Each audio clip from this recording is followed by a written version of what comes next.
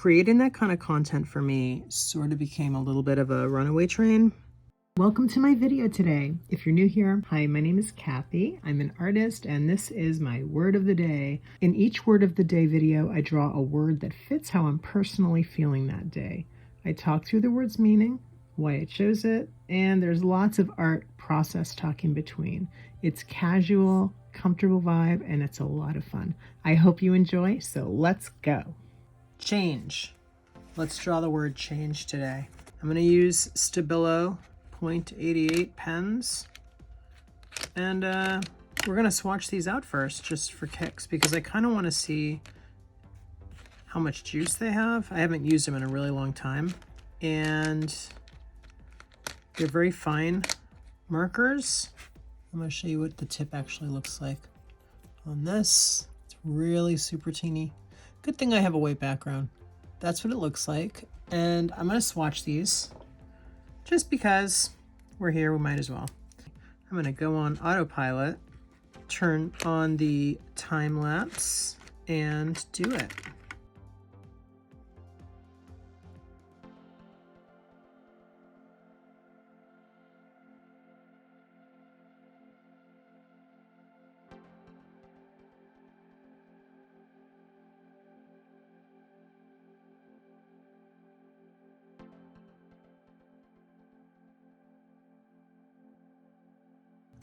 All right, so here's how they came out. So some of them are more dried out than others. Looks like this light green.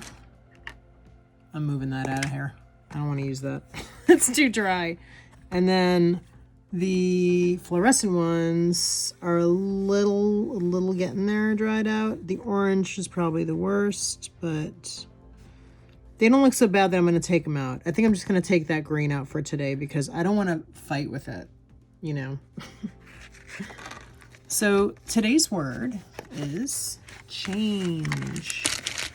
I'm going to do the word change, and I'm going to move the camera over. The reason I'm doing this word is because I kind of feel like I might change my mind on something. I had decided, and I'm just going for it, as you can see. We're just going in. We're just starting. I had decided to start a Patreon because I wanted to use my Patreon to offer real-time art videos, not time-lapse, of paintings that I have posted time-lapse of on my YouTube or on other social media, because sometimes people request it, and I like to give the people what they want, but I also don't have like a really big channel or anything, so I was sort of hemming and hawing a long time on whether I should just go for it and start a Patreon or wait. It's further complicated by the fact that my YouTube channel has been, for the past few years, pretty much ever since I started posting regularly on any level, it's sort of been a mix of art, creation and inspiration, and art business stuff like resources, particularly print on demand and Etsy. So that actually really complicated things for me because I had wanted to start a Patreon because Patreon sort of fits my vibe. It's sort of like it can be whatever you want it to be. It doesn't have to be structured a certain way.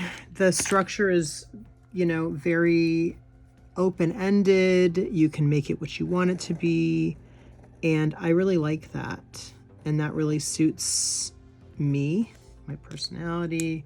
I'm just going to write the letters first, and then I'm going to do the fill-in of them. right now because I just want to get the bones down first. So I got really like in my own head about it, and I got confused about, I don't want to use it for more than one interest because I just felt like that would be too confusing for not only for you guys, but for me, you know, like I just, for all of us, I just think it should be either one or the other. And maybe that's not true. Maybe that's not true for other people, because there are other artists who do both, you know, and they do it in an elegant way. But I did not see that path for myself. So I felt that I should do one or the other. So, excuse me. So, am I going to be able to fit the entire word in here? That remains to be seen. What color should we use next? Pink or green?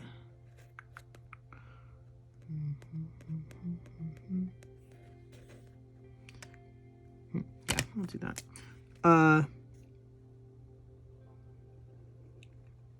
So at the beginning of this year, I decided, you know, after, you know, I had years of ups and downs and in like my content and how it was directed, and then I also had like a period that I did not post very much at all on YouTube. And that's a whole thing, because I basically, how can I make this long story short? Basically, my computer, I was having computer problems, and that sort of turned into a longer YouTube layoff for me, because for various reasons I didn't get a new computer because my old computer still worked. It's kind of a boring story. I don't want to bore you with the story, but basically my computer still worked, and add to that, so I had brought my computer to the Apple Store. Okay, I will go into a little bit of the story. I had brought my computer to the Apple Store. They said, "Hey, your computer still works. It just doesn't work quite as powerfully." And I had been having a very hard time deciding what computer I wanted, because I wasn't really nuts about any of the iMacs, but I was not going to get a Mac Pro. So I said, okay, I'll just wait. I'll take my computer back home. I'm going to hang out and figure out what computer I want, or like order a computer with my own build, sort of my own Mac build, you know, change the preferences basically. And time went on and I didn't do that. Life happens while you're making other plans. So I didn't do that. And then finally, you know, I got busy and things were okay, but I wasn't posting to YouTube, because I really do need my computer to be working much better than it was at the time in order to do videos. So I decided to, around, you know, Christmas time, I was just like, I just have to get a new computer, and I'm not gonna order, you know, a different build. I'm just gonna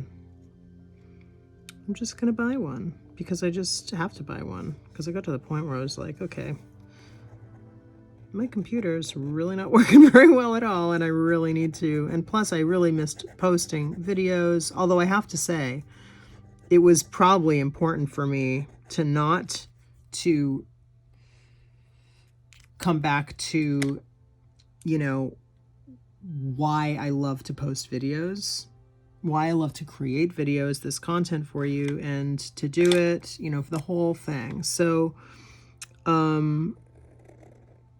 and also to just sort of like have that time to sort of focus on other things and to come back with sort of more more intention and more focus, and more focus on why I'm doing what I want to do, why I'm posting this type of content, and why I think it's important, and why it's what I love to do, and all this. So now I'm just kind of rambling, but I came back and I decided I was going to start posting again, but that my content focus was going to be art, creation, experimentation, exploration, all the stuff that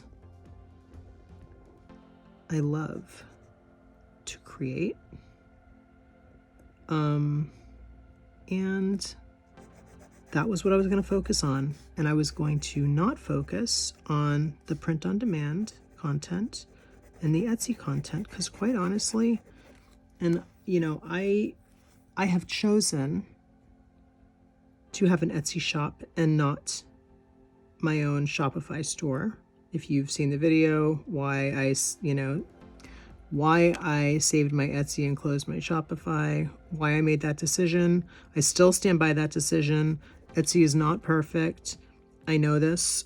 I've lived this. I continue to live this.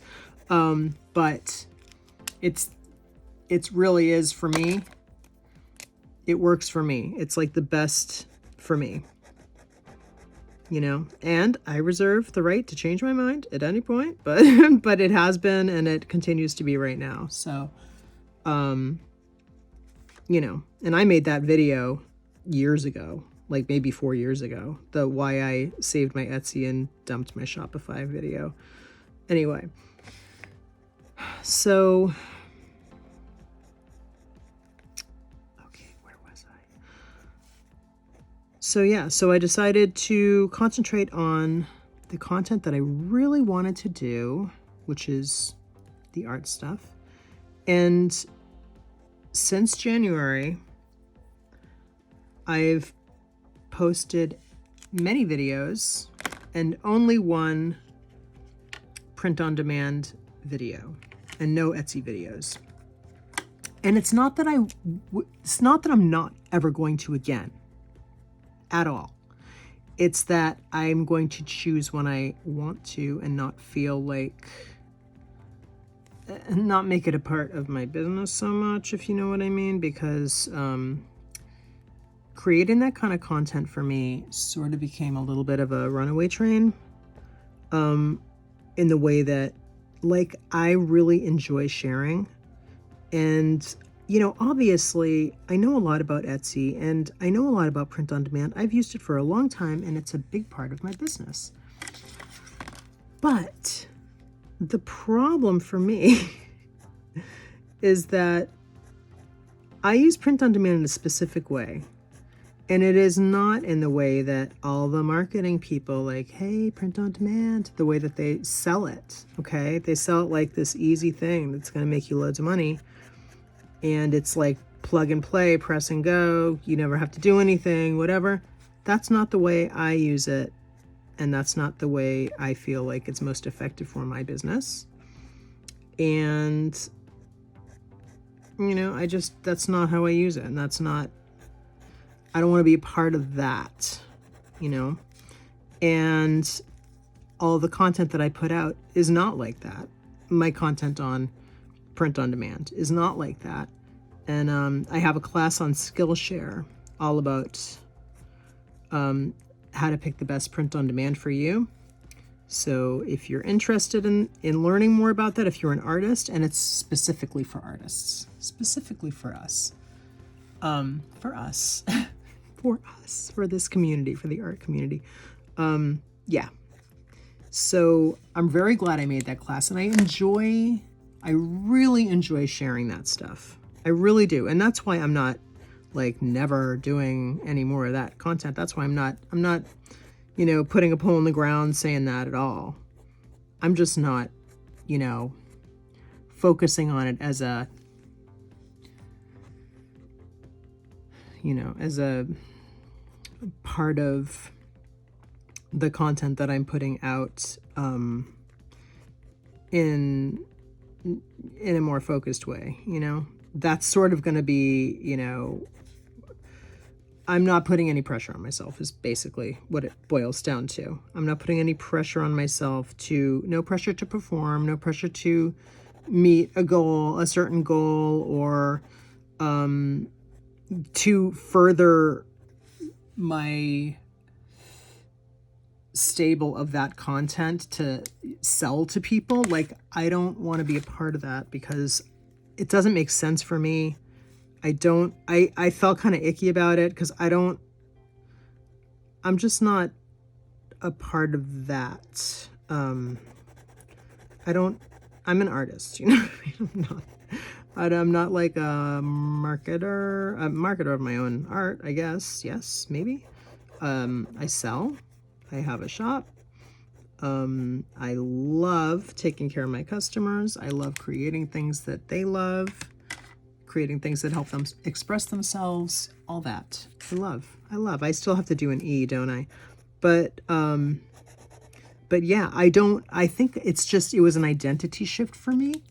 And the more print on demand type content that I posted and that would get views, and people start asking you questions, which is fine. And then you start doing classes, and then it's like, and it's fine. I want people to be curious. I want people to learn more and to educate themselves and to have more, tools in their toolbox for their biz, and to, succeed and do well for themselves. That's great. I love that. But I just didn't feel like the person who is all things print on demand. That is not me, because yes, I've been doing it for years and years and years. I think I started I started a long time ago. Well over 10 years ago. But in terms of the way that I'm using it now, I've been doing it for probably 10 or 11 years, maybe. And I haven't, as the print on demand landscape has changed, and isn't this ironic and kind of meta that I'm sitting here? Now I'm talking about print on demand, and I was saying that I didn't want to focus on that, but just explaining that as that landscape has changed for artists and just in business and in the world, it's kind of made me even more white knuckle down about how important it is for me and my personal, how I want to show up for my customers and everything, with a personal touch, with hands-on, everything hands-on. And that's really not the print on demand push, that's not how it's sold. So the way that I look at it, the way that I use it, is in some ways, directly opposition, indirect opposition to the way that it's sold by marketing people. So, I just don't, I use it the way that I use it, which is not, I don't want to be testing out every single print on demand company, that's not my thing. I pick and choose. I'm super duper picky, ridiculously so. I like to be able to talk to people. I don't like to use any companies that farm it out to other companies. I will use the company they farm it out to, actually.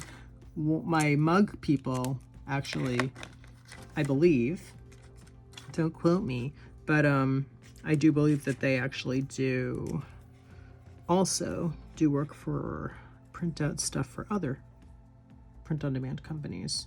So there's a lot of print on demand companies that do third party, that you order through them, and you can order items from lots of different companies, and then they will connect.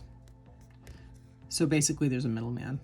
Anyway, yeah. So I don't work with companies like that, because I just feel like that's too many layers, and I don't really personally believe in like being that hands off.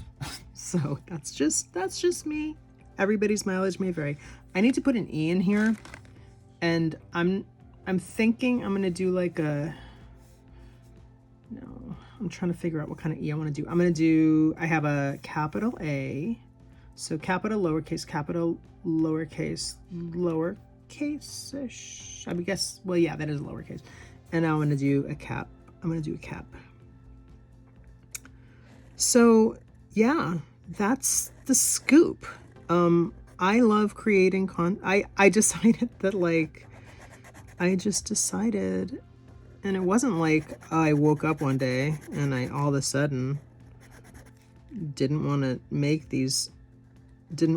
focus on that type of content. I'll tell you what, I love sharing, and I love studying, and I love putting together things, and I love to share stuff that I've learned through my own trial and error, because I like to help people to not make the same mistakes that I've made and all that stuff.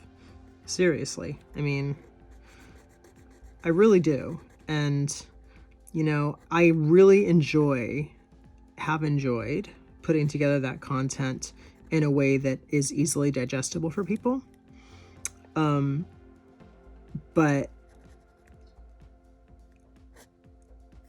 don't want to make any mistakes here. What am I doing? But yeah, I don't feel comfortable with the mantle of person who knows all things P.O.D, because I don't. So because I don't, and honestly, I don't need to, because I don't use P.O.D that way, and I'm not I don't want to be a professional studier, you know what I mean, of that landscape, because it's really it's great, but I don't need to be all up in that all the time, because that's not that's kind of a means to an end for me. I mean, obviously it's extremely important, because obviously the products are important and all that, but that's not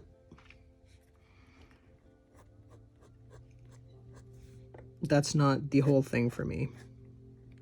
And honestly, you can go so deep into P.O.D because it's never ending. I mean, there's new companies popping up all the time. There's new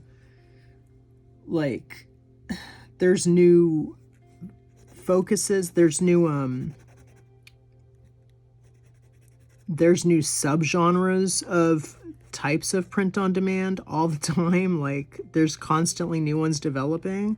And if you're curious what I'm talking about, I have a class on Skillshare. Just look me up on Skillshare and you'll see the class there about print on demand. I have two, actually. There's one on choosing the right print on demand for you, for the way that you want to run your business and the way that you think. And what am I doing here? I'm feathering out these letters down here, and I don't even know that I like what I'm doing. I'm just doing it. I need to switch gears here. And then the other one's there's one on Etsy and being an artist in print on demand. And then there's one on print on demand companies and choosing the right one for you. And I go through all the different types of print on demand companies there are. And honestly, it is ever changing. So it was just, it's this is a lot. This is a lot to hang my hat on, it's a lot. And honestly, I'm not that, I don't use it that much like that, for every company that I use. And I think I use 4 or 5 companies now. Which in the large scheme of things is really not that many, but I very much cherry pick who I work with. And, I mean, it takes a lot of stuff. I'm not somebody who's going to tell you, oh, this is so easy. It's no, you have to that's not the way I roll, if you've probably noticed that. I'm a big time, you know, study this, look at things from all angles, talk to people.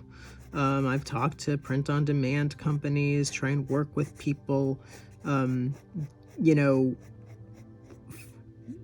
do a lot of samples and stuff to try and figure out. I mean, maybe to my detriment, you know, but that's the way it works for me. So anyway, I think do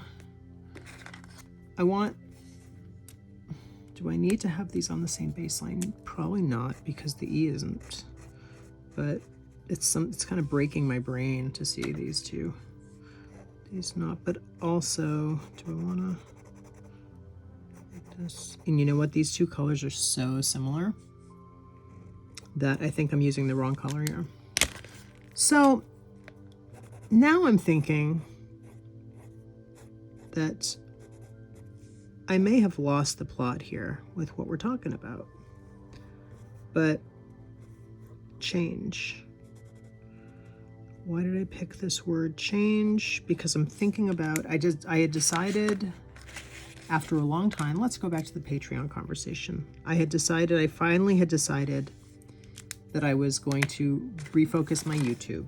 Okay, we'll start there. I was going to refocus my YouTube specifically on art exploration, experimentation, and process. And excuse me, that's my husband walking up the stairs over there. And so then I thought, you know what?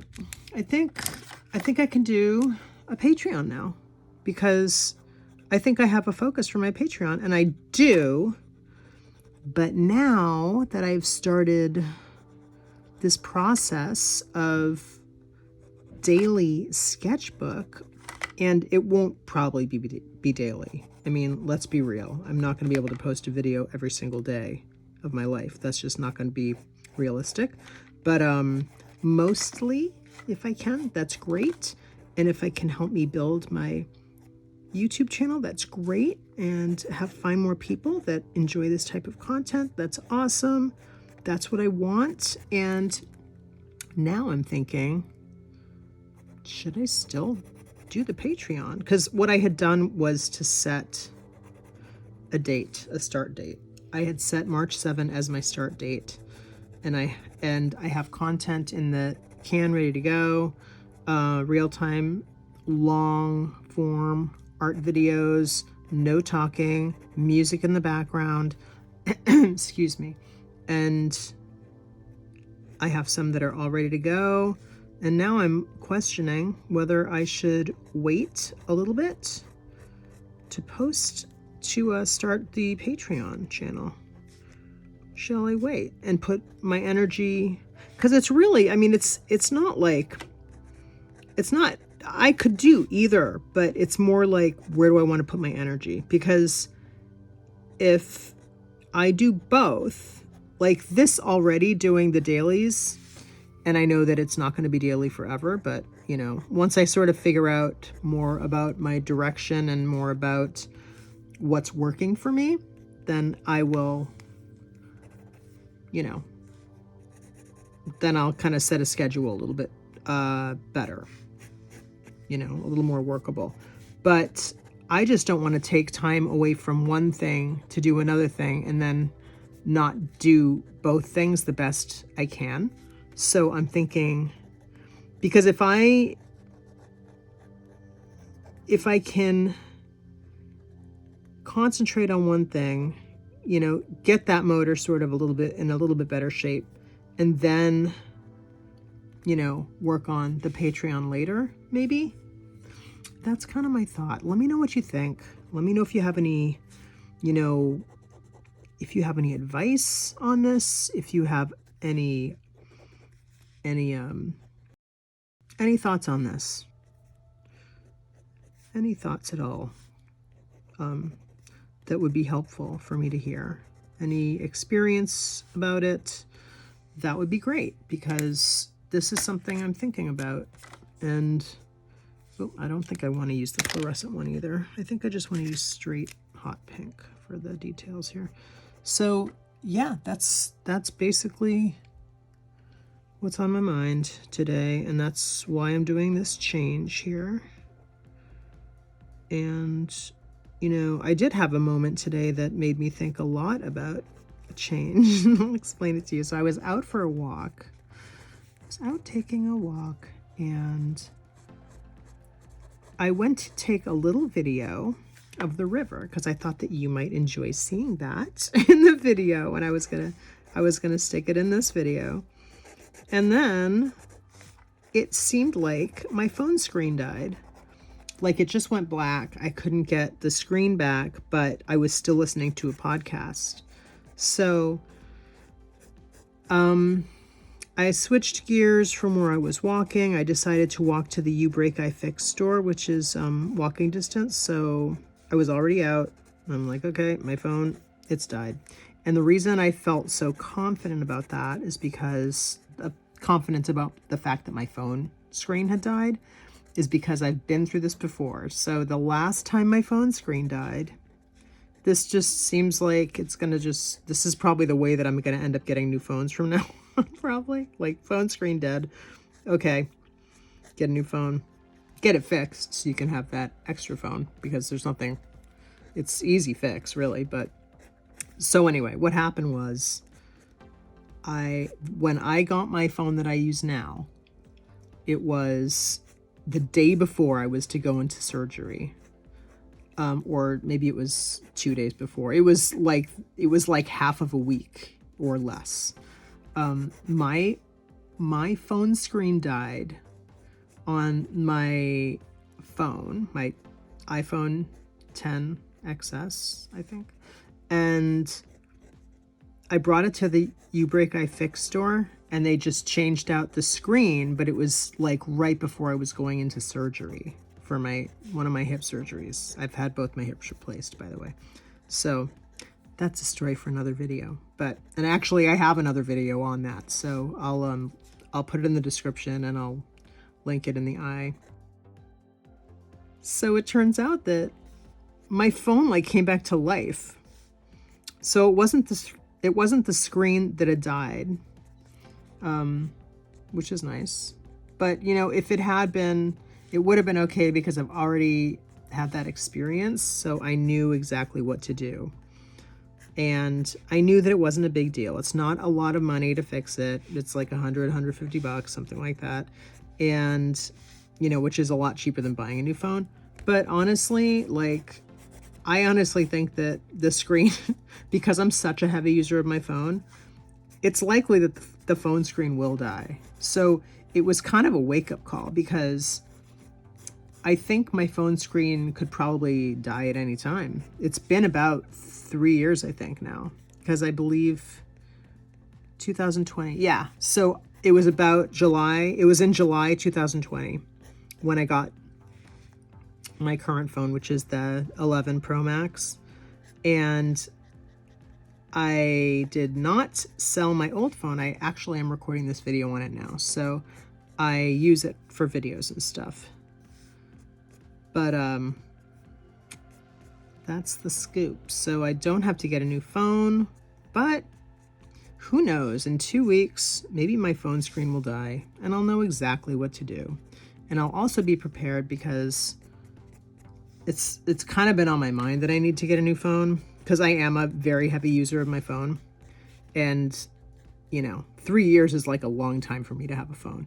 And if I didn't use it so heavy, it wouldn't be a big deal. Like, if I didn't use it for video and all this, you know, I wouldn't need to get like the newest phone, but I really do like to, you know. But here's another fun fact. I try not to pay any attention to any Apple stuff unless I need something. So I try to just sort of not even listen, not even look, and then until I need something. And then when I need something, I just need something and I get it. So anyway, I hope you enjoyed this video today. I would love to hear your thoughts on Patreon. What's your experience? If you're a creator, if you're a supporter of other people, I'd love to hear what you have to say about it. I hope you guys enjoyed this, and I will see you in the next video. Have a great day. Bye.